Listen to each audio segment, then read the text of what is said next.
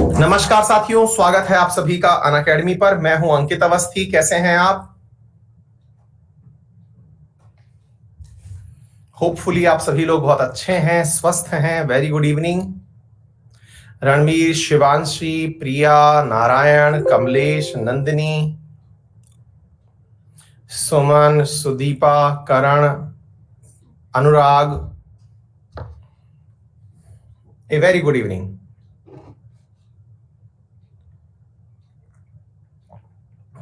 विक्की, महेंद्र की पहली क्लास है। वेरी वार्म वेलकम बेटा। सभी साथियों का स्वागत।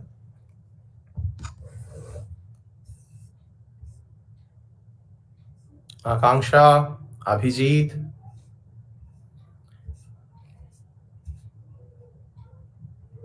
हाँ रीना, एकदम बेटा बढ़िया, एकदम बढ़िया, स्वस्थ है ना। चलिए तो शुरू करते हैं आज के सेशन को। जैसा कि आप सभी को मालूम है कि आज हमें पढ़ना है फंडामेंटल ड्यूटीज के बारे में। ठीक है सागर, बहुत बढ़िया बेटा, thank you so much, thank you so much. अक्षी,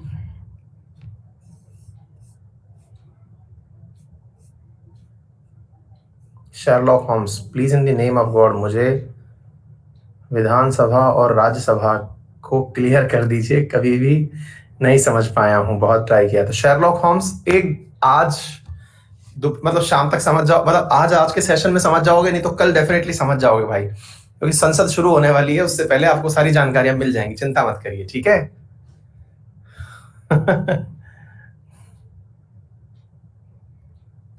शांति कुमारी, हाँ बेटा, काम का क्वेश्चन बोलो क्या है। Nikita, thank you. शुभम, बहुत सारा आशीर्वाद बेटा। झांसी में बारिश हो रही है, यहां भी हो रही है। ऋषभ पूछ रहे हैं पहले वाला सागर गायब हो गया क्या आजकल? भैया वो पहले वाला सागर हमारे कॉल सेंटर पे कॉल कर करके दुखी कर रहा है मुझे। मैंने आप लोगों के लिए एक नंबर जारी कर रखा है, मेरा वाला नंबर, उसके ऊपर कॉल कर करके दुखी कर रहा है। टीम दुखी हो गई है, हर दिन फोन आ रहा है उसका वो वहां पहुंच गया है वो।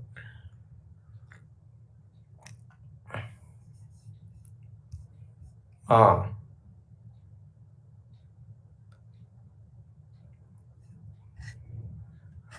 नीतीश, ऐसा कुछ नहीं है यार। हर्ष,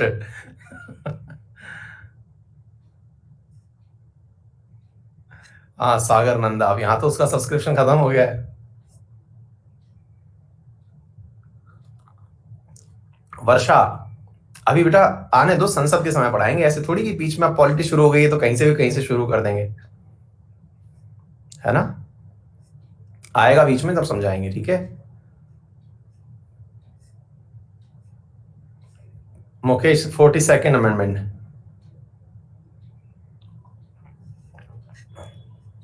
गुजरात में साइक्लोन, हाँ विश्व,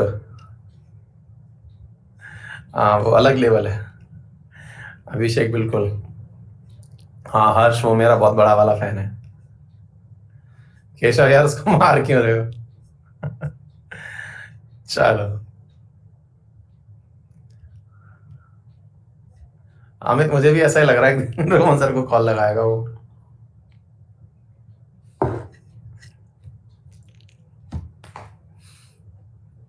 अच्छा हितेश, बहुत बढ़िया।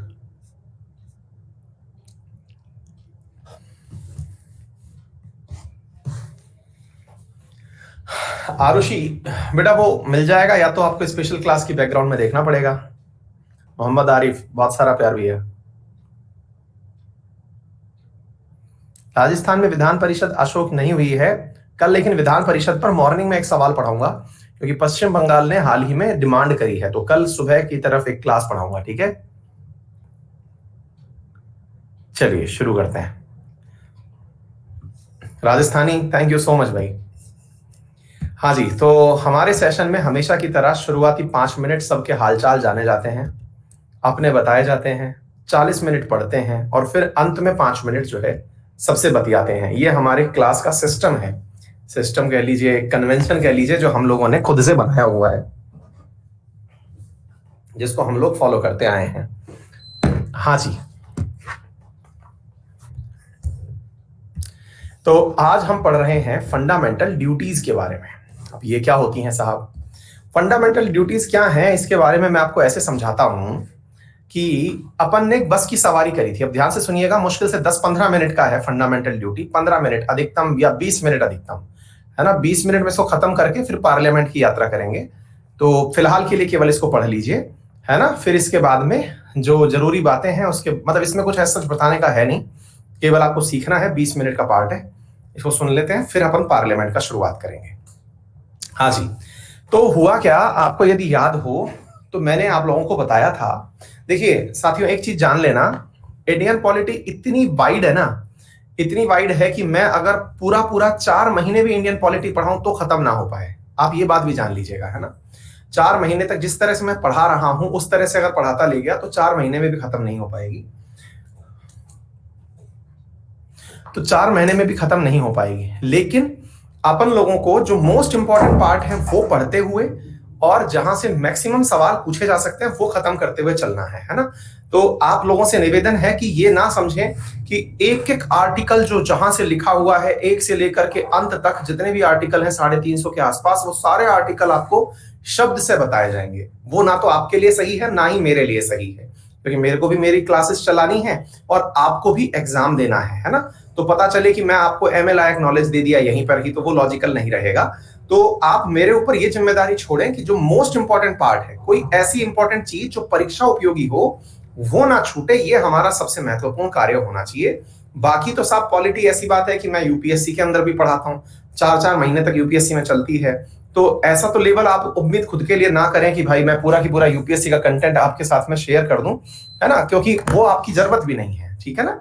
तो इसलिए आप सबसे निवेदन है कि आपकी जो इंपॉर्टेंट चीजें हैं वो खत्म हो जाएंगी और जो थोड़ी बहुत चीजें ऐसी बच जाएं वो अंत में मैं आपसे पूछ लूंगा कि हाँ भाई कोई इंपॉर्टेंट चीज बची गई हो तो वो बता दो, है ना बेटा। चलो आ जाओ, पेपर लायक जो चीजें हैं वो यहां से हो जाएंगी। चलिए सुनिए, हाँ स्टेट पीसीएस लायक भी यहां से हो जाएगा, होपफुली मैक्सिमम पोर्शन, है ना। चलिए सुनिए ध्यान से।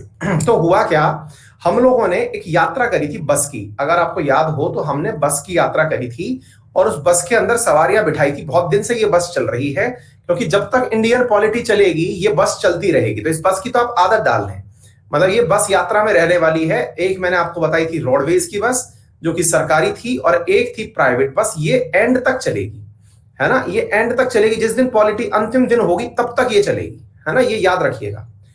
हुआ क्या कि आप लोगों ने प्राइवेट बस की सवारी कर ली थी। प्राइवेट बस की सवारी में बहुत सारी सुविधाएं दी गई थी। सुविधाओं में आपको बढ़िया सीट, बढ़िया से पानी की व्यवस्था, बढ़िया एसी, बढ़िया वीडियो देखने की व्यवस्था, ये सारी सुविधाएं जो दी गई थी इन्हें आपने फंडामेंटल राइट कहा था। कल हमने जब पढ़ा और कल तक हमने ये पढ़ लिया था कि इसमें जो बस के ड्राइवर और कंडक्टर हैं, जो यहां पर इसको चलाने वाले हैं, उन ड्राइवर और कंडक्टर्स के भी कुछ अधिकार हैं जिनको काम करने की आवश्यकता है। उनको हमने डीपीएसपी नाम दे दिया था, ठीक है। तो एक बस चल रही है, उस बस के अंदर फंडामेंटल राइट तो वो हैं जो यात्रियों को दी जाने वाली सुविधाएं हैं, और डीपीएसपी वो हैं जो कि ड्राइवर कंडक्टर्स हैं, उनको क्या क्या करने चाहिए, उनके मैनुअल लिखे हुए हैं। आप ये कर सकते हैं, आप इतनी गति में बस चला सकते हैं, आप इतनी जगह स्टॉपेज ले सकते हैं, आप इस प्रकार के कार्य कर सकते हैं, आपको 10 घंटे लगातार चलाना अलाउड है, 24 घंटे लगातार ना चलाएं। इस प्रकार की सारी बातें हमने इन ड्राइवर और कंडक्टर्स को बताई हुई थी। ड्राइवर के लिए डायरेक्शंस लिखे हुए थे, उन्हीं को हमने directive principles to the state policy कहा। वर्तमान में ड्राइवर कंडक्टर कौन है हमारे यहाँ पर? केंद्र सरकार और राज्य सरकार। केंद्र सरकार और राज्य सरकार, इनके लिए डायरेक्शंस लिखे हुए हैं कि आप कैसे चला सकते हैं, किस प्रकार से आप सरकार चला सकते हैं, है ना। इस प्रकार से साथियों आप लोगों के सामने ड्राइवर कंडक्टर की बात लिखी हुई है, ठीक है, अच्छी बात है। हम लोगों ने जो सुविधाएं दी थी वो यहां लिखी हुई थी। अब क्या होता है भाई साहब, आपने क्या देखा, और ऐसी चीजें जो है वो हमारे राजस्थान हरियाणा बॉर्डर साइड पे बहुत देखने को मिलती हैं। जहां मैं रहता हूं ना, वो मतलब एक्चुअली एनसीआर है, मतलब मैं जिस एरिया में रहता हूं वो नेशनल कैपिटल रीजन है, यहाँ से दिल्ली कनेक्टेड है, मतलब हरियाणा बॉर्डर फिर दिल्ली कनेक्टेड है यहाँ से। और यहाँ पे क्या होता है कि लोगों को ना बहुत पैसा मिल गया है, मतलब जमीनें बेच बेच के लोगों ने खूब पैसा कमा लिया है ना। और हाँ, तो लोगों ने जमीन पैसा कमा लिया, तो यहाँ पे हमारे एनसीआर वाले रीजन में ऑडी बीएमडब्ल्यू ये दिखना बहुत कॉमन है, ठीक है। मतलब कि और ऑडी बीएमडब्ल्यू किसी पढ़े लिखे आदमी के पास दिखे तो आप लोगों को ज्यादा फीलिंग नहीं आएगी, लेकिन यहां पर उन लोगों को मिली हुई है जो जमीन वाले लोग थे, है ना। जमीन वाले से मतलब हुआ जिनके पास लैंड थी और उन्होंने लैंड बेच दी फैक्ट्री वालों को, ठीक है ना। हाँ, अलवर एनसीआर में आता है, तो अलवर के साथ में बहरोड, भिवाड़ी ये वाला जो क्षेत्र है, ऐसे ही नोएडा, गुड़गांव ये वाला जो क्षेत्र है, यहां पर क्या है कि यहां पर लोग जो हैं वो खेत बेच बेच करके 4 छल्ले वाली गाड़ी ले आए, और 4 छल्ले वाली गाड़ी ले आए, और वहां पर क्या हुआ, अब मुआवजा नहीं भैया, करोड़ों रुपए बीघा के हिसाब से जमीन बिकती है यहाँ पे, ठीक है। तो अब वो 4 छल्ले वाली गाड़ी ले आए। अब 4 छल्ले वाली गाड़ी के अंदर वो अपना जो मतलब पान पताका करके जो एक बीड़ी आती है, वो बीड़ी पीना नहीं भूले, बीड़ी पीना नहीं भूले। और वो जो मोजड़ी होती हैं जूतों में पहनने वाली, जो मतलब जूतियां जिन्हें कहते हैं, उन्हें पहनना नहीं भूले। और जैसी आदत, जैसे मैं अभी आपके पास बैठ करके पढ़ा रहा हूं, तो मैंने आराम से ऊपर पैर बांध के बैठा हुआ हूं मैं। वो तो पैर, वो जो मैं बैठ भी नहीं सकता, बिल्कुल पैरों को एकदम जोड़ करके, जैसे अपन नहीं बैठते हैं, मतलब देसी स्टाइल की जो वो होती है, शौचालय होते हैं उसमें जिस तरह से बैठते हैं, बकायदा ऑडी में वो उसी तरह से बैठे हुए हैं। मतलब बढ़िया सी बीड़ी चल रही है, और वो बिल्कुल एकदम बढ़िया से, मतलब वही जो देसी शौचालय में अपन बैठते हैं उकड़ू उ करके जो वैसे बैठते हैं ना, वैसे ही उसमें बैठे हुए हैं। और बढ़िया से, मतलब भाई साहब 4 छल्ले वाली गाड़ी चल रही है। 4 छल्ले वाली गाड़ी का उनको कुछ नहीं पता है, बस ये पता है कि भाई ये 50 लाख की गाड़ी है, अब ये हमको यूज करनी है, ठीक है। तो इसका मतलब क्या हुआ, देखो, अब आपने एक बहुत बढ़िया वॉल्वो बस के अंदर सवारियों को सारी सुविधाएं बोल दी। क्या बोल दी आपने? आपने बोल दी कि भाई साहब इस बस के अंदर जितने भी यात्री बैठेंगे उन्हें बढ़िया सुविधा दी जाएगी, एसी चलता रहेगा, टीवी चलेगी, ये सब होगा, है ना। लेकिन अब आपको पता है हुआ क्या, ये जो सारी की सारी स्थिति आपने देखी, इस स्थिति में अब सवारियों ने क्या कारनामे कर दिए। हाँ, ताऊ हुक्का पी रहा है ऑडी में, बिल्कुल, है ना, बिल्कुल। मतलब उसके पीछे भी वही, मतलब नेहा, रिंकी, पिंकी सारे नाम लिखे हुए हैं ऑडी के पीछे भी, जैसे ट्रैक्टर की ट्रॉली के पीछे लिखे होते हैं, ऐसे हमारी यहाँ की ऑडियो के पीछे भी आपको लिखे मिल जाएंगे, नेहा, रिंकी, पिंकी दी गाड़ी, है ना, उस प्रकार से। मतलब अपने बच्चों, कई तो अपने मोबाइल नंबर लिख देते हैं, क्या ना। हाँ, मतलब बस अभी इतनी खैर है कि जगह मिलने पर साइड दी जाएगी, बस ये नहीं लिखा हुआ है। अच्छा, तो अब क्या हुआ, तो साहब ये सारी स्थितियों के साथ में यहां पर अब सवारियों को जो अपनी बस में बैठी थी, उन्होंने जैसे ही देखी कि बढ़िया बस है और बढ़िया बस में बढ़िया कुशन लगा हुआ है, गद्दी लगी हुई है, अब गद्दी के साथ क्या किया कि यार इस गद्दी का बस में लगा लगा क्या इस्तेमाल करेंगे, तो चलिए गद्दी फाड़ते हैं, है ना। ये बिल्कुल वैसी चीज हो गई कि आपने, सरकार ने, मतलब आपने प्राइवेट बस करी, और यहां पर क्या हुआ, एक विद्यार्थी हैं राहुल कुमार, वो कह रहे हैं कि कंफ्यूज्ड, डिडंट अंडरस्टैंड। हाँ, तो राहुल बेटा तुम्हारे मतलब की बात नहीं है ये, तुम थोड़े बड़े लेवल के हो, है ना, तो ये औरों को समझाने के लिए बातें हैं बेटा। तो ये जो प्राइवेट बस जा रही थी ना बेटा, इस प्राइवेट बस में जो सवारी बैठी थी, इनको सुविधाएं तो दी गई थी, और जो सुविधाएं दी गई थी, उन सुविधाओं में उन सवारियों ने क्या किया, जिस बस पर वो बैठे थे उस बस को ही फाड़ना शुरू कर दिया। बोले ये फॉर्म ले चलते हैं, घर में काम आएगा, है ना। हाँ, जैसे ट्रेन के डब्बे में, ट्रेन के अंदर शौचालय में से जो डब्बा रखा होता है वो चुरा ले जाते हैं, ऐसे ही बस के अंदर रखी हुई जो चीजें थी, जैसे परफ्यूम कहीं रखा हुआ था वो उतार लिया है।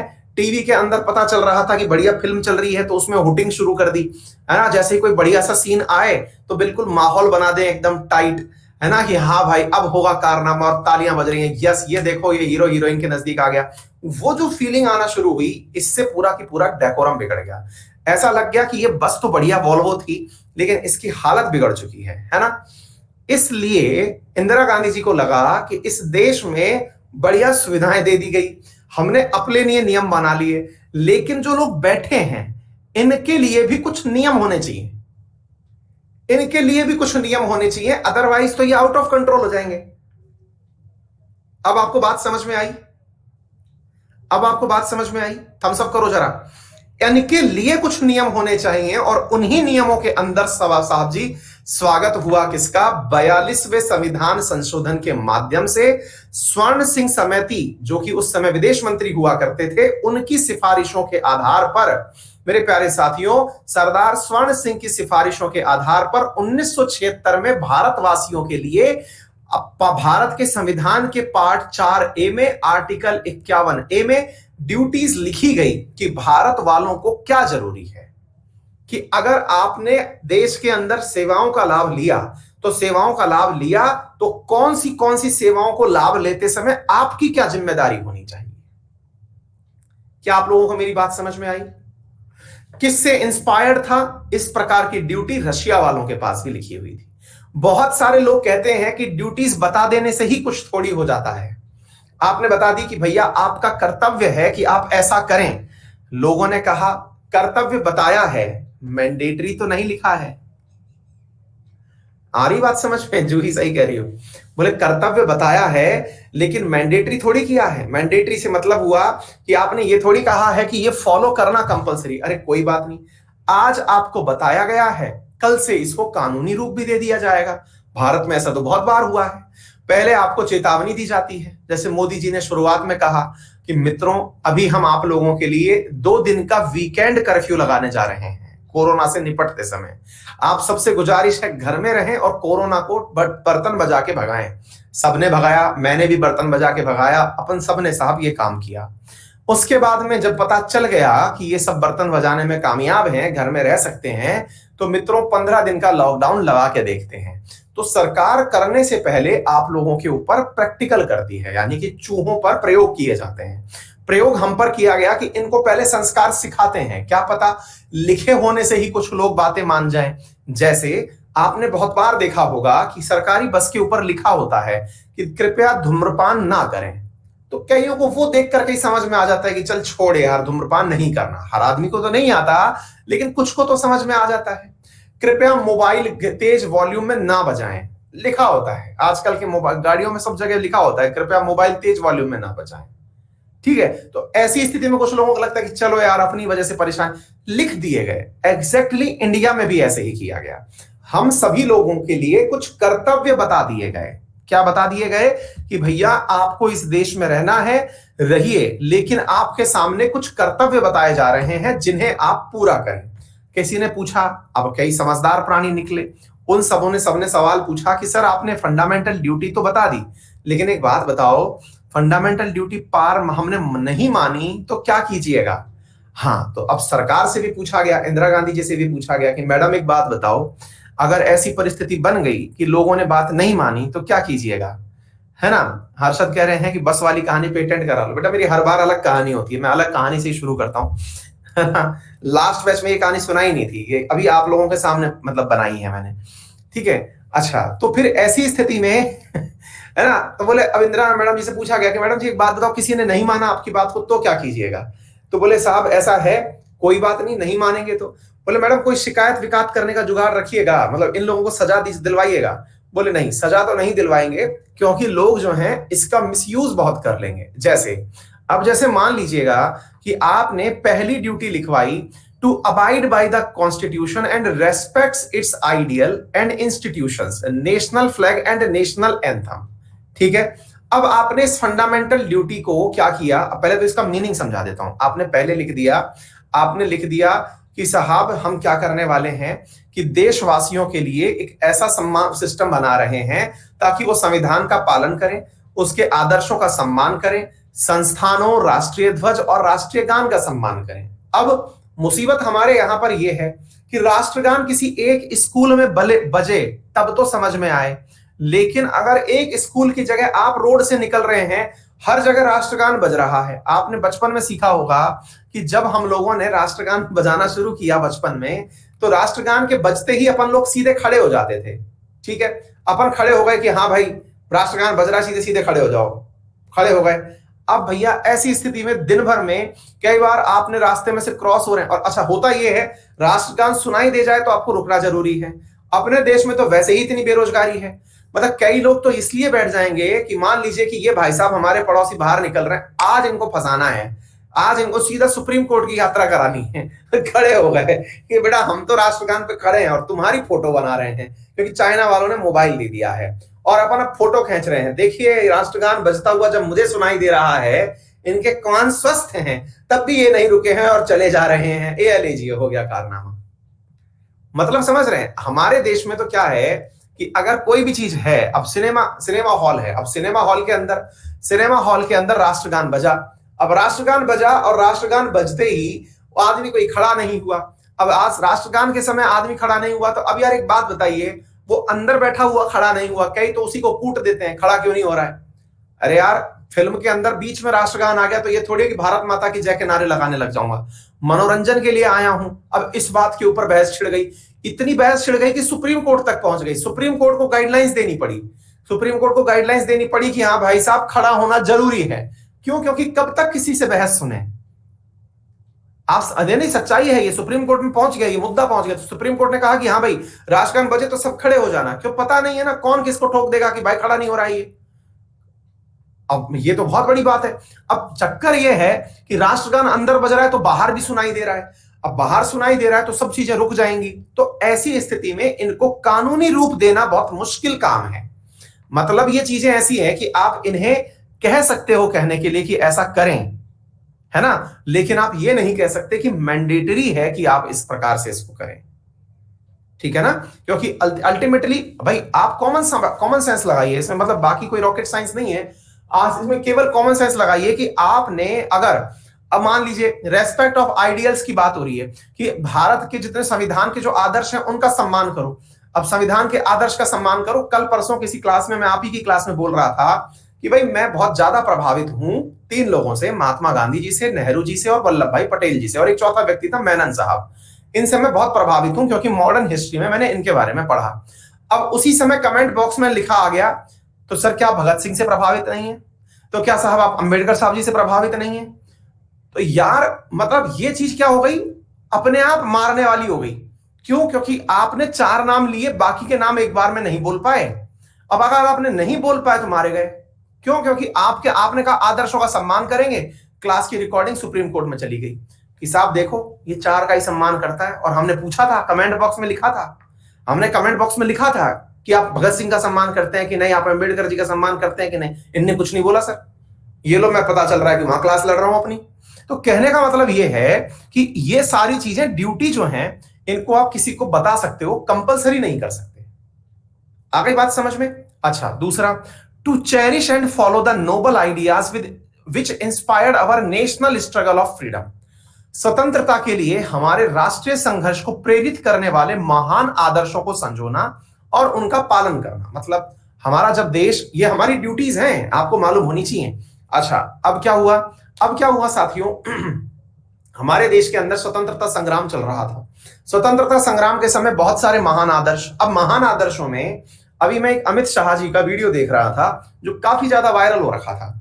उसमें यह था कि वो कह रहे थे कि 1857 की क्रांति को यादगार बनाने में बाबा क्या नाम है उनका, वीर सावरकर जी का बड़ा योगदान है। अब उस व्यक्ति ने, जो आपने भी देखा होगा, ये बहुत ज्यादा वायरल वीडियो है। अब उस वायरल वीडियो में क्या है कि वायरल वीडियो में सावरकर के बारे में ये लाइन बोली हुई है कि साहब वीडी सावरकर जी जो हैं, उनका जन्म जो है वो 1857 में नहीं, 1900 के आसपास का ही हुआ था। मैं I am not very much sure, 1800 मतलब 1857 के बाद हुआ था, है ना। वीर सावरकर जी का जो जन्म है वो काफी बाद में हुआ है। For being very much factually correct, मैं आपको बता देता हूं सावरकर जी का जन्म कब हुआ था, है ना।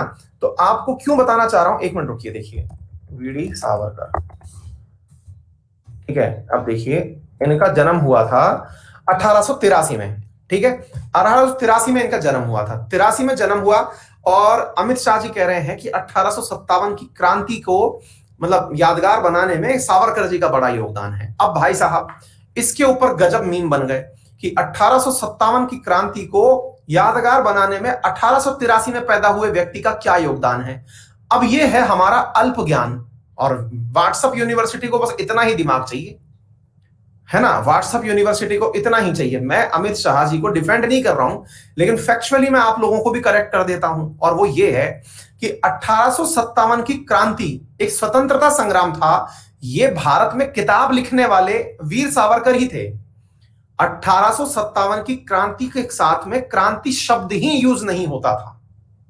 1857 की क्रांति के साथ में कभी ये केवल एक मतलब सैनिक विद्रोह कंसीडर किया जाता था, ठीक है, एक सैनिक विद्रोह कंसीडर, सेपॉय म्यूटिनी कहा जाता था। इसे कभी स्वतंत्रता संग्राम नाम ही नहीं दिया गया। स्वतंत्रता संग्राम नाम से वीडी सावरकर जी ने पुस्तक लिखी, उस पुस्तक के अंदर इन्होंने यह शब्द लिखा, कौन सा? 1857 की क्रांति, मतलब देश का पहला स्वतंत्रता संग्राम। ये उनके द्वारा लिखी गई किताब थी यार, उसका नाम भी देखो, मैं प्रॉपर 1857 के बारे में जो क्रांति शब्द था ना, वो शब्द इन्हीं ने ही यूज किया था भारत में, और इतनी ज्यादा वायरल हुई थी इनकी किताब कि इस वायरल किताब के ऊपर इंडिया में रोक लगा दी गई थी। मतलब देश में इलीगल रूप से इस किताब का व्यापार हुआ करता था। मतलब ऐसा हो गया था कि ये किताब एक जगह से दूसरी जगह जब पहुंचाई जाती थी तो ये छुपा छुपा करके पहुंचाई जाती थी। अब वो किताब का मुझे टाइटल एग्जैक्टली याद नहीं आ रहा है, लेकिन था 1857 फ्रीडम स्ट्रगल, है ना। एक मिनट रुकिए, रख जाइए, बता ही देता हूं, उस किताब का नाम ही बता देता हूं मैं आपको, एक मिनट रुकिए। हाँ, the Indian war of independence, इस नाम से मेरे प्यारे साथियों पुस्तक लिखी हुई थी इनके द्वारा, ठीक है ना। 1909 में प्रकाशित हुई थी, और ये इंडियन वार ऑफ इंडिपेंडेंस नाम से पुस्तक थी जो इनके द्वारा लिखी गई थी, ठीक है। इंडियन वार ऑफ इंडिपेंडेंस, देखिए मैं इसकी फोटो भी दिखाता हूं आप लोगों को। अब ये किताब के बारे में कंटेंट है, और ये कंटेंट है, देखिए मैं दिखाता हूं आपको, आप इसे देखें। तो ये चीजें हमको क्या इंडिकेट करती हैं? ये हमको इंडिकेट करती हैं कि 1857 की क्रांति, मतलब ये किताब इतनी वायरल किताब थी साथियों, मतलब उस समय पढ़े जाने वाले किताबों में सबसे ज्यादा वायरल किताब थी वीर सावरकर जी की, the Indian war of independence 1857। आ गई बात समझ में? क्लियर? तो इस प्रकार से चीजों को पढ़िए।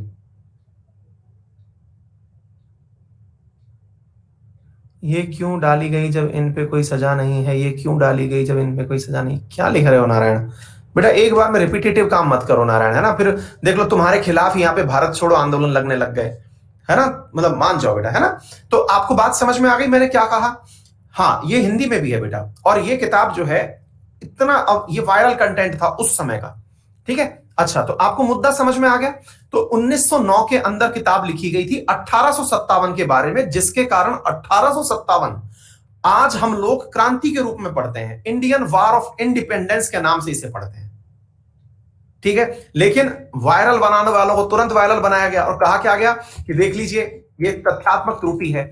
अब हमारे देश में ये वाला जो कार्य है ना, राष्ट्रीय संघर्ष को प्रेरित करने वाले महान आदर्शों को संजोना और पालन करना, आज उल्टा हो रहा है। क्या हो रहा है? पार्टी में बांट दिया गया है।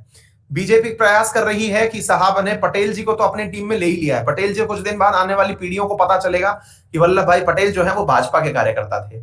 कुछ दिनों बाद महात्मा गांधी भी धीरे धीरे से जो है वो भाजपा के कार्यकर्ता हो जाएंगे, है ना। तो ये धीरे धीरे वो चल रहा है कि भाई क्या किया जाए, आदर्शों को संजोने के नाम पर आदर्शों को जोड़ने की बातें चल रही हैं। अच्छी बात है, लेकिन उनको अपमानित मत करिए, जो लोग अभी हैं ही नहीं उनके खिलाफ कुछ मत बोलिए। तो ये फंडामेंटल ड्यूटी है कि आप अपने देश में जो भी आपके देश को बनाने में योगदान रखने वाले लोग रहे हैं उन्हें कम से कम आप सम्मान दीजिए, है ना। Uphold and protect the sovereignty, unity and integrity of India, मतलब यह हुआ भारत की संप्रभुता, एकता और अखंडता को बनाए रखना। अब ये फंडामेंटल ड्यूटी है। अब आपने कहा कि सर मुझको कैसे पता कि मैं एकता और अखंडता बनाए रख सकता हूं? भाई आप ऐसा कोई कार्य मत करिए जिससे कि देश के अंदर लड़ाई हो, भाईचारा बचा रहे। अब आप पूछेंगे सर कि अगर मान लीजिए कि मेरी पड़ोसी से लड़ाई होगी तो ये कहां कंसीडर करोगे, और पड़ोसी से लड़ाई हो गई तो सर फिर तो ये जो एकता वाली बात है ये गड़बड़ कर गई। तो अपने देश में स्पष्टीकरण का अभाव है, इसलिए ये चीज केवल व्यवहारिक रूप से बताई गई कि आप देश में संप्रदायवाद मत फैलाइए, क्षेत्रवाद मत फैलाइए, भाषावाद मत फैलाइए, जातिवाद मत फैलाइए, ताकि आपके देश के अंदर एकता स्थापित रहे, है ना। तो ये धीरे धीरे जैसे जैसे देश लिटरेट होगा लोगों तक ये बातें पहुंचती जाएंगी। देश की रक्षा और राष्ट्रीय सेवा प्रदान करने के लिए जब ऐसा करने के लिए कहा जाए, अब जैसे मान लीजिए आपको मालूम है इजराइल के अंदर ऐसा कोई भी व्यक्ति नहीं है ना, इजराइल में ऐसा कोई भी व्यक्ति नहीं है जो वयस्क हो और इजराइल की सेना में ना हो, है ना। इजराइल में मतलब क्या हो, वयस्क हो और इजराइल की सेना में ना हो, वहां पर सब इजराइल की सेना के अंदर कार्य करते हैं। अब कल को मान लो इंडिया पर आपदा आ जाए, अब हाँ सारे लोग इजराइल की सेना के अंदर हैं, ठीक है ना। वयस्क का मतलब क्या होता है, अभी एक बालक पूछ रहा है, वयस्क का मतलब अडल्ट होता है, ऋषि का, ठीक है। अडल्ट मतलब 18 साल से ऊपर का, है ना बेटा। तो ऐसी स्थिति के अंदर यहां पर हाँ, और फिर महिलाओं के लिए भी है ये वाली बात, तो महिलाओं को भी उसमें मतलब ये ऐड किया हुआ है, ठीक है। साउथ कोरिया के अंदर भी है। साउथ कोरिया में तो इस बात के ऊपर इतना विरोध होता था, मतलब कई लोग, उनके यहां तो कंपलसरी मिलिट्री सर्विस है, आप कुछ भी बनिए, आपको आई मतलब वहां का एडमिनिस्ट्रेटिव ऑफिसर बनना है, इंडस्ट्रियलिस्ट बनना है, या फिर आपको मैनेजमेंट में जाना है, कुछ भी जाना है, लेकिन आपको साउथ कोरिया के अंदर मैंडेटरी रूप से आर्मी में सेवा देनी ही होगी। आ गई बात समझ में, तो ये वाली बात भी निकल करके आ गई। अच्छा, तो ऐसी स्थिति में देश की रक्षा और राष्ट्रीय सेवा के लिए अगर आपकी भी जरूरत कभी पड़ी, हाँ एक सिंगर ग्रुप पढ़ाया था ना मैंने आप लोगों को, तो आपकी भी कभी जरूरत पड़ी तो आपको भी ऐसे कहा जा सकता है। ऑलरेडी अपने देश में मतलब काफी पर्याप्त मात्रा में सेना है, इसलिए हमें आवश्यकता अभी नहीं है, ठीक है।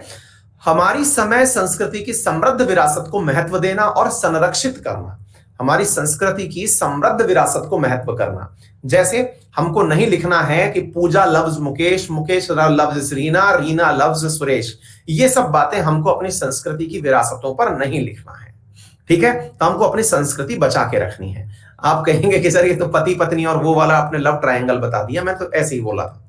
हाँ जी, भारत में सभी लोगों के बीच धार्मिक, भाषाई, क्षेत्रीय और सांप्रदायिक विविधता के बीच सामंजस्य और समान भाईचारे की भावना को बढ़ावा देना, महिलाओं के गरिमा के लिए अपमानजनक व्यवहार का त्याग करना, मतलब ये बात तो स्वीकार की गई है कि हम लोग अपमानजनक व्यवहार करते हैं, बस इसको क्या करिएगा, हाँ सोनम गुप्ता बेवफा है, बिल्कुल, है ना। तो बिल्कुल वैसे ही मेरे प्यारे साथियों क्या किया गया कि renounce practices derogatory to the dignity of woman, महिलाओं के जो सम्मान के खिलाफ कार्य हो रहे हैं उनका त्याग किया जाए। वो बात दूसरी है कि आपको यही समझ में ना आए कि महिलाओं के सम्मान के खिलाफ कोई कार्य होता है क्या,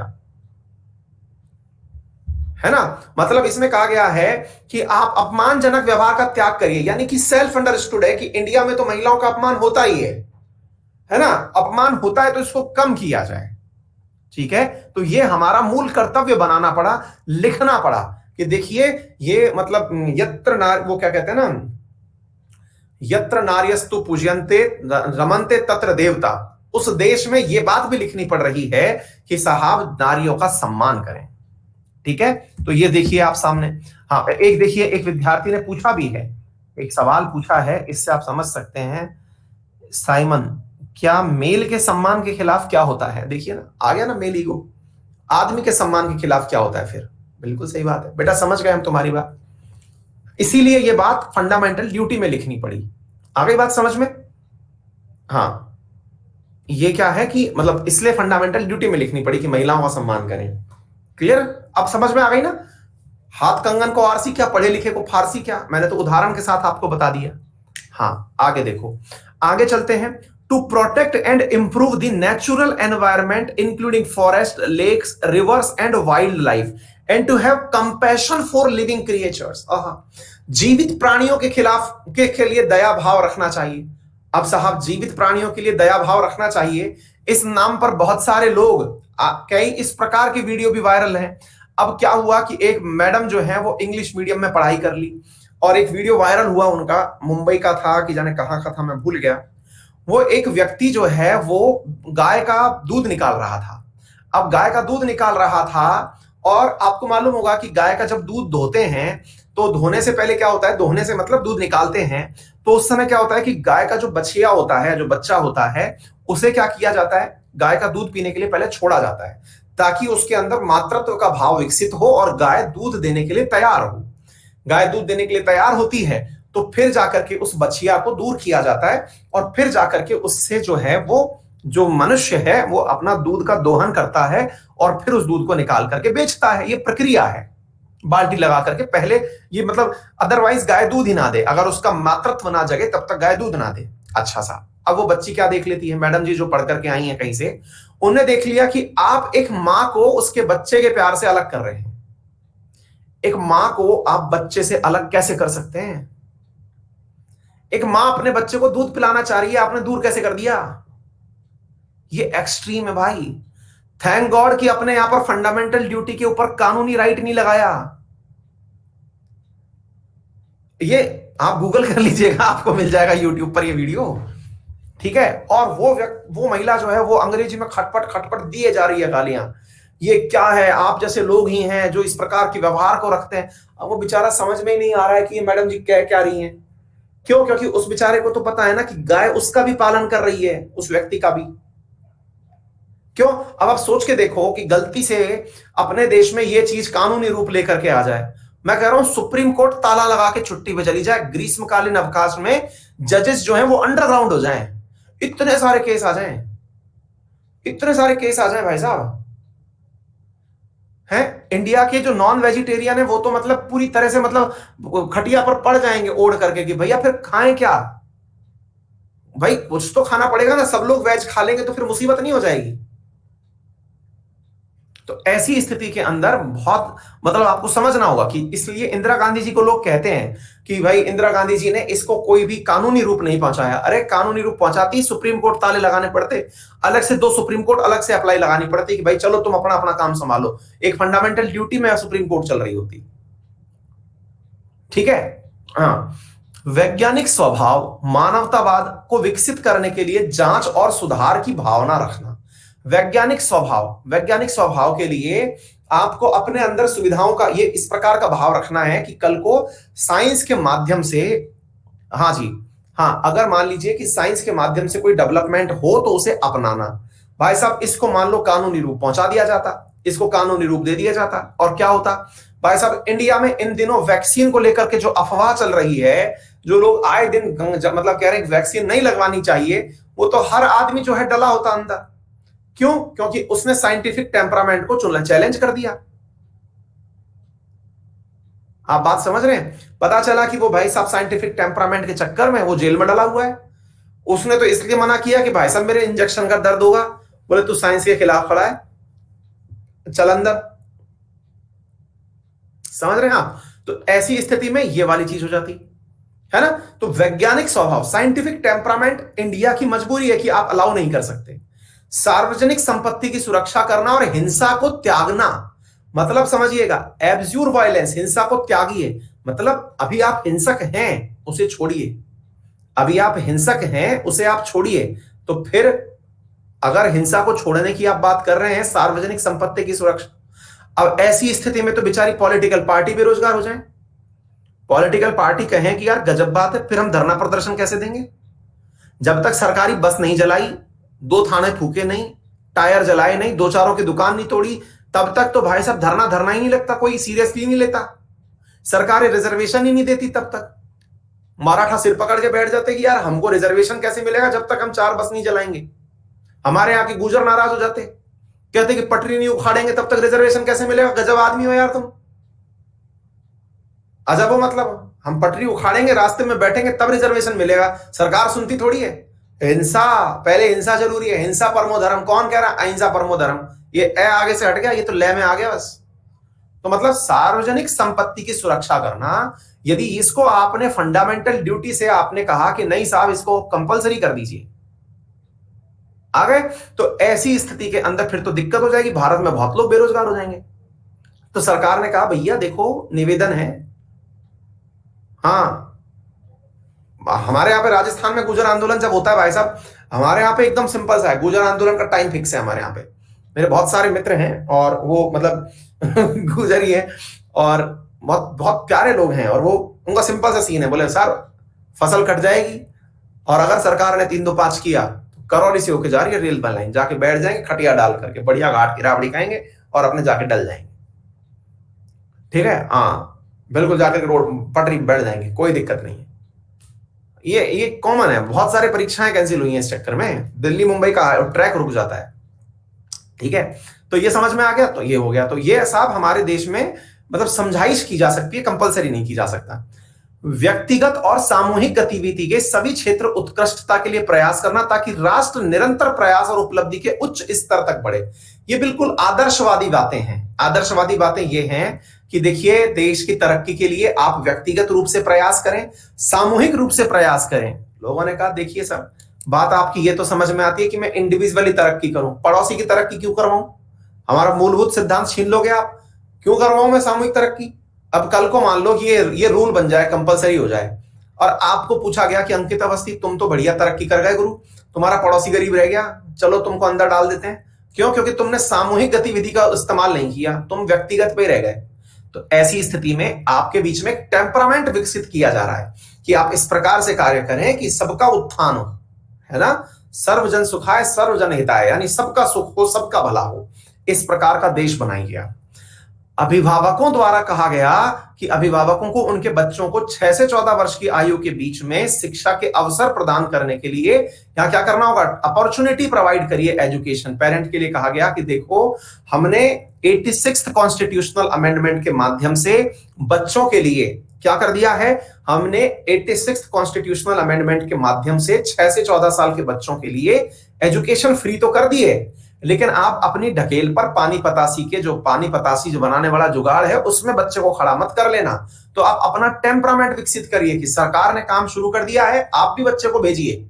पता चल रहा है कि वो वहां पर पानी पतासे के पतासे तल रहा है ना, तो बोले इस प्रकार का कार्य रोकिए और बच्चों को भेजिए। इसको आप कंपलसरी तरीके से तो मत मानिए, लेकिन अपना टेम्परामेंट विकसित करिए। तो उम्मीद है आप लोगों को बहुत ही शानदार तरीके से सारी बातें समझ में आ गई होंगी कि क्यों फंडामेंटल ड्यूटी हमारे लिए जरूरी है और क्यों इन्हें लीगल नहीं बनाया गया। ठीक है बेटा, क्लियर? तो फंडामेंटल ड्यूटी 11 है, 11 की 11 आपको समझ में आ गई होंगी। पेपर में सवाल कैसे पूछ लिया जाता है, वो आपको 4 ऑप्शन देके पूछ लेता है कि इनमें से कौन सी फंडामेंटल ड्यूटी नहीं है। तो आपने जितनी भी कहानियां सुनी ना, अब इससे आपके दिमाग में एक पिक्चर बन गई है कि अच्छा कि ये फंडामेंटल ड्यूटी है। अब एक विद्यार्थी ने पूछा कि ये डाली ही क्यों गई? फिर ये बात भी एकदम सही है, जब इतनी ही दिक्कत थी तो फिर डाली ही क्यों गई? बेटा ये बिल्कुल वैसी ही बात है कि ज्यादा रोटी खाने से आदमी को नींद आती है, लेकिन इसका मतलब ये थोड़ी है कि रोटी खाए ही नहीं। बात समझ रहे हैं आप भाई? ज्यादा कोई भी चीज खाने से अति सर्वस्व वर्जते, लेकिन इसका मतलब ये थोड़ी है कि वो भोजन ही ना करे, है? ज्यादा खाना खाने से मेरे जैसे लोग बैठ नहीं पाते, क्योंकि उनका पेट इतना आगे आ जाता है कि फिर वो यूं बैठते हैं, क्लास ही नहीं पढ़ा पाते।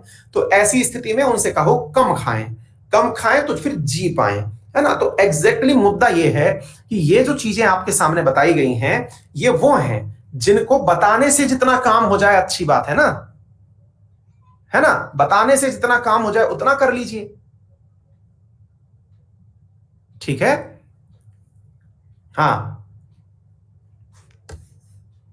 बिल्कुल सही है प्रियंका, सही है। क्लियर? डन हो गया?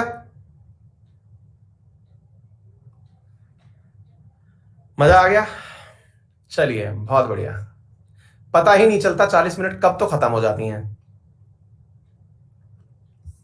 ठीक है, तो अब ये सवाल पूछा जाता है कि साहब मूलभूत की विशेषताएं क्या है? तो ये सब हम बता दिए, क्या विशेषताएं हैं सारी बातें बता दी। आलोचकों का कहना है कि बनाया ही क्यों जब इसके अंदर आप कर नहीं सकते थे, और डालना था तो फंडामेंटल ड्यूटी में ये सब डालते। जैसे नहीं होता, जैसे आपने कभी देखा हो ये फूफा टाइप की शिकायतें हैं, ओहो मिठाइयों में अगर इन्होंने काजू कतली रखी है तो इनके बाप का क्या जा रहा था, रसगुल्ला और गुलाब जामुन भी रख लेते। तो ये वो वाली फूफा टाइप की शिकायतें हैं, है ना, कि जब इतना सब कुछ दिया है तो वोट डालने की बात भी लिख देते इसमें, है करों के भुगतान की बात भी लिख देते इसमें, और तो और परिवार नियोजन की बातें लिख देते। अरे लिख तो बहुत देते, पर जो हुआ है वो कर लो, बाकी जिम्मेदारी तुम निभा लेना यार। ये थोड़ी कि संसद इंदिरा मैडम ने जिस दिन बनाई उसी दिन ताले लगा दिए कि अब संसद नहीं चलेगी। संसद चलेगी बाद में। 86th अमेंडमेंट के द्वारा 11वीं वो जोड़ी गई थी कि नहीं फंडामेंटल ड्यूटी, 86th अमेंडमेंट में जोड़ी गई है। उससे पहले तो 10 ही थी भाई, उससे पहले तो 76th कॉन्स्टिट्यूशनल अमेंडमेंट तक तो ये केवल 10 ही थी, बाद में जोड़ी गई है ना, तो बाद में जोड़ लेना यार। मतलब ये थोड़ी है कि सारी जिम्मेदारियां फिर एक नहीं अपने जिम्मेदारी पर ले ली कि नहीं साहब वोट डालने का अधिकार भी डलवाइए, नहीं सर करों का भुगतान भी डलवाइए। अब तो यार तुम डाल लेना यार, इसमें बुराई क्यों कर रहे हो? फिर कमियां क्यों निकाल रहे हो? कर्तव्यों में शामिल नहीं है तो कर्तव्यों में सुझाव दो, आलोचना क्यों कर रहे हो? आ गई बात समझ में? गैर न्याय संगत है उन्हें आलोचकों द्वारा नैतिक दिशा निर्देश के रूप में वर्णित किया जाता है। अरे भाई मैं तो कह रहा हूं न्याय संगत करा देता हूं, तो न्याय करवा के दिखा दे। मैंने कर दिया, लेकिन राष्ट्रगान एक कंपलसरी कर रहा हूं कि राष्ट्रगान के समय सभी को सम्मान करना जरूरी, केवल इतना मनवा दे भाई साहब। 26 जनवरी के दिन भाई साहब घर में रोटियां नहीं बने, हर स्कूल अपने आगे माइक लगा के बैठ जाता है और राष्ट्रगान तेजी से बजता है, भूखे मर जाओगे। मम्मी खाना ही नहीं बनाई, खड़ी रहेगी, अब उस स्कूल वाले ने बजा दिया, अब उस स्कूल वाले ने बजा दिया, करवा के दिखा दो। तो नॉन जस्टिसेबल तो है ही भाई, बस बताने के लिए है कि यार कर लो थोड़ा, जितना हो जाए उतना अच्छा है। कम से कम कहते हैं ना कि अंधा मामा से काना मामा बढ़िया, कम से कम भाई दिखे तो सही कि कोई है, कुछ तो दिखे। Clear? Adding fundamental duties as an appendix of part 4 has reduced their significance। इन भाई साहब को इस बात से भी दिक्कत है कि आपने पार्ट 4 के पीछे इसको जोड़ा है, अपेंडिक्स बना दिया, इसको एडिशनल में जोड़ दिया आपने इसको। तो भाई क्या इसको पार्ट 1 बना देते? बोले नहीं, इसको पार्ट 3 के बाद रखना चाहिए था, यानी मूल अधिकार के जस्ट बाद इसे पार्ट 3A करना चाहिए था। मतलब हाँ, तुमको राज्य के जो कर्तव्य हैं, मतलब सरकारें जो काम करें ये तो पीछे चले जाएं, और तुमको नैतिक दिशा निर्देश की बच्चा, जैसे आजकल कोरोना गाइडलाइन में बताया जाता है 2 गज की दूरी रखें, मास्क लगाएं और हाथ सैनिटाइज करें। बोले इसे क्या करें? बोले इसको सबसे पहले फंडामेंटल ड्यूटी में डालें। यार गजब क्रिएचर आदमी हो, समझाइश का काम है, कर दिया ना, अब लोड क्या ले रहे हो, है ना? This should be after part 3। ये देखिए कई लोग कहते हैं कि साहब इसको पार्ट 3 के बाद होना चाहिए। अरे तो भाई यार खुद से मान ले पार्ट 3 क्या, इसको पार्ट 1 के आगे रख ले, क्या दिक्कत है? बात समझ में आई? 2 गज दूरी, मास्क जरूरी।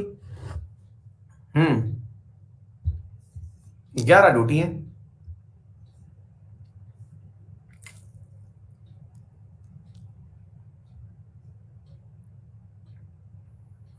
बेटा सौबक 0 से 6 लिखा हुआ है डीपीएसपी में अब, है ना? ये पंचायत में पढ़ाएंगे अमित, पंचायत जब पढ़ाएंगे तब। शिखर, बहुत सारे कानूनों के माध्यम से डीपीएसपी को चलाया जाता है।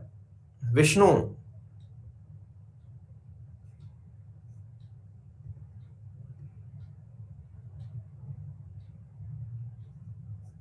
अब देखिए विश्वरंजन रथ ने तो अपने घर की समस्या ही मुझसे शेयर कर ली। सर एक प्रॉब्लम है, हमारे जो पड़ोसी हैं वो हमेशा परेशान करते हैं। अब बताइए, अब ये यहां पर क्या वाद विवाद का निपटान किया जाएगा? एक प्रॉब्लम है सर, हमारा जो पड़ोसी है वो हमेशा परेशान करता है, हमारे घर को लगाकर मटेरियल रख रहा है, बोलने पर धमकी दे रहा है। तो भाई विश्वरंजन चाहते क्या हो मुझसे? मतलब मैं क्या करूं, आप मुझे वो बताएं थोड़ा सा, मतलब मुझे सिफारिश कर दो कि मैं क्या करूं, आप मुझसे चाहते क्या हो, है ना? सॉल्यूशन इसका क्या ही दे सकता हूं भाई, जाओ पुलिस वाले के पास जाओ ना यार, कानूनी रूप से आप अधिकारी हो, मैं इन समस्याओं का समाधान करूंगा, हो गया मेरा काम।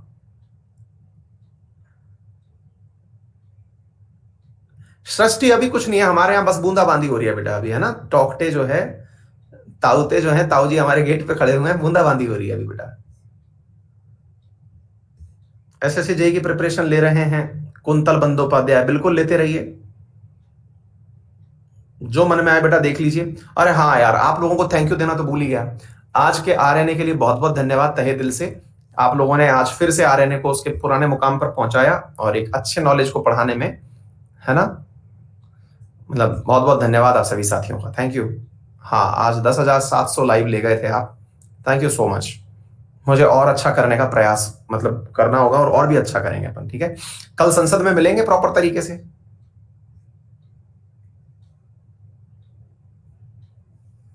ऋषि का अन अकेडमी पे पहली बार, वो भी आपसे अपना नाम सुन के बहुत अच्छा लगा, आप मेरे फेवरेट है, थैंक यू सो मच बेटा, गॉड ब्लेस यू। ताऊ जी, इमानुअल मैक्रोन ताऊ जी झांसी में बरस रहे हैं सही है, चलिए बहुत बढ़िया। आरएनए आप ही लोगों के प्रयासों से अच्छा होता जा रहा है, और अच्छा करेंगे। एक्चुअली मैंने इसीलिए उसमें से वो वन लाइनर क्वेश्चंस का मामला थोड़ा अलग कर दिया था, ताकि उन लोगों को दिक्कत ना हो जो वन लाइनर ही सुनने के लिए आना चाहते थे। बिल्कुल दिया जाता है अपेक्षा, उन्हें वेतन भी दिया जाता है। Shivanshi thank you so much बेटा। Hardik Vaghela thank you so much. Harihar बहुत बढ़िया भैया।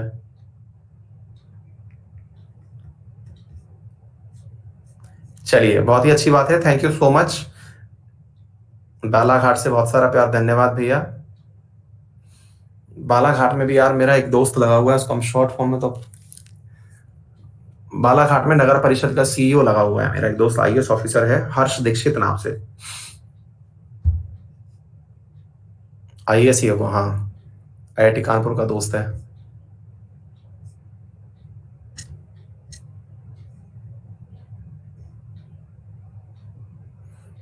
चलिए, thank you so much, see you in the next class, bye bye.